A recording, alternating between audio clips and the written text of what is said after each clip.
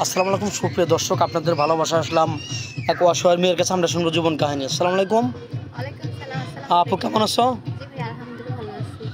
তোমার নামটা কি? আমার নাম মাহি। মাহি। জি। তোমার দেশের বাড়ি কোথায়? আমার দেশের বাড়ি চট্টগ্রাম। চট্টগ্রাম। জি। তোমার ফ্যামিলিতে কে কে আছেন? ফ্যামিলিতে আব্বু আছে, আম্মু আছে, ছোট একটা বোন আছে। তোমার আব্বু কি করেন? আমার আব্বু একজন কৃষি। কিসে? যাই হোক, সংসারটা কারো উপর নির্ভরশীল?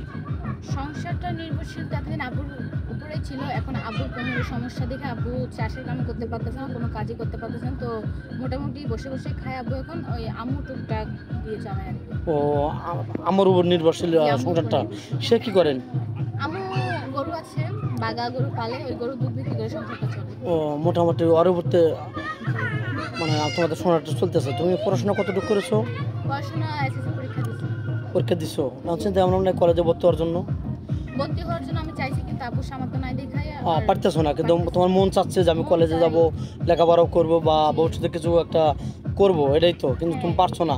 এখন আমাদের ক্যামেরার সামনে কি জন আসো? বিয়ের সাথে বসবে নাকি পড়াশোনা করবে? পড়াশোনা চালিয়ে যাবে? আমার ওরকম পৃথিবীতে না ওরকম দয়ালু মানুষ পাওয়া যায় না যে মেয়েটা আমার কাছে থাকবে, আমার কাছে থেকে পড়াশোনা করবে। ওরকম মানুষ আসলে পাওয়াটা ভাগ্যের ব্যাপার। অবশ্যই। আর দ্বিতীয়ত হলো যে আমি আমার একটা ফ্রেন্ড লাগে, আমি চিনতাম না, অনলাইন থেকে পরিচয়। ওই যে আমার একটা ভাবি ছিল, ওই ভাবি দেখাইছে আর কি অনলাইনে। এখানে আসার পর নাকি মেয়েটার বিয়ে হয়েছে, মেয়েটার যত স্বপ্ন আছে সব নাকি পূরণ হয়েছে। মেয়েটা নাকি পড়াশোনা করার ইচ্ছা ছিল, বিয়ের পরে নাকি ওর হাজব্যান্ডে পড়াইছে। তো ওইটা শুনে আর কি আমি নির্ভরশীল হয়ে ভাবলাম আমি যদি এরকম একটা চান্স পাই আর কি, তাহলে আমার জন্য ভালো। আচ্ছা, তো যাই হোক, তোমার বয়সটা কত?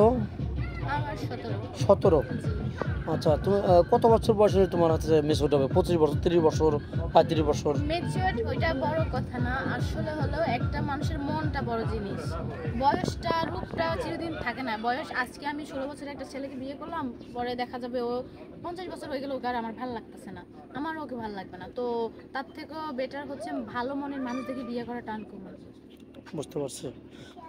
তুমি চাচ্ছ যে একটু ভালো একটা মন হলে যথেষ্ট? হ্যাঁ জি, আমি মানুষের চাই ইচ্ছা। একজন ভালো মানুষ যেই তো আমাকে সুন্দর করে চালাতে পারে। আমার ফ্যামিলিকে চালানো লাগবে না, আমার ফ্যামিলির জন্য আল্লাহ আছে, উপর আল্লাহ। তো আমার চাই পড়াশোনা করতে, এমনি আমার ছোটো বোনটার জন্য আমি কিছু করতে চাই। তো যদি ওরকম মানুষ পাই যে আমার জন্য আমাকে হ্যাপি রাখবে, আমার ছোটো বোনটার দিকে একটু দেখবে, আমার ছোটো বোনের আমি ছাড়া আর কেউ নাই, ওরকমটা হলে আর কোনো কিছু চাবেন না? যাক, আমার আব্বু আম্মু চিরদিন বেশি থাকবে না, কারণ ছোটো বোনটা আমার কাছে, আমার আব্বু আম্মু আমার হাতে তুলে দিয়ে যাবে। তো আমার ওরকম একটা দরকার থাকতে হবে। আমি হয়তো কলেজে যাইতে পারি না, করতে পারি না, আব্বু সমর্থ না, কিন্তু আমার ছোটো বোনটাকে আমি এরকম হইতে দিতে পারি না। না, বুঝতে পারছি।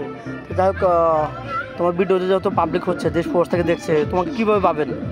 কিভাবে পাবে সেটা তো আমি তো ফোন ইউজ করি না, তো আসলে কি আর বলবো। আপনার ওই যে এখানে আপনার নাম্বারটা দিয়ে রাখবেন, তো যে আমাকে যদি ওরকম ভালো মানুষ থাকে যে আমাকে বিয়ে করতে চাই, আমার বোনের দায়িত্ব নিতে চাই, তাহলে ওই যে আপনার এখানে বলবেন, তারপর না হয় বিয়ের কথা বললে আমি শুনতে পারলেন দর্শক বন্ধু, 2-5 মিনিটের মধ্যে কারো ভিডিও বা কারোর জীবন সম্পর্কে শেষ করাবা না। তো যাই হোক, ভিডিওটা আর বাড়াতে চাচ্ছে না। আমাদের নাম্বার দেওয়া থাকবে, মেয়েটার কোনো ফোন নেই, ইউটিউব চ্যানেল কর্তৃপক্ষের নাম্বার দেওয়া থাকবে। কেউ ভিডিও কল দেবেন না, অডিও কল দেবেন। ভিডিও কল দিলে ব্লক করতে বাধ্য হবো। ভালো থাকবেন, সুস্থ থাকবেন, এই বলে শেষ করে দিচ্ছি। আল্লাহ হাফেজ।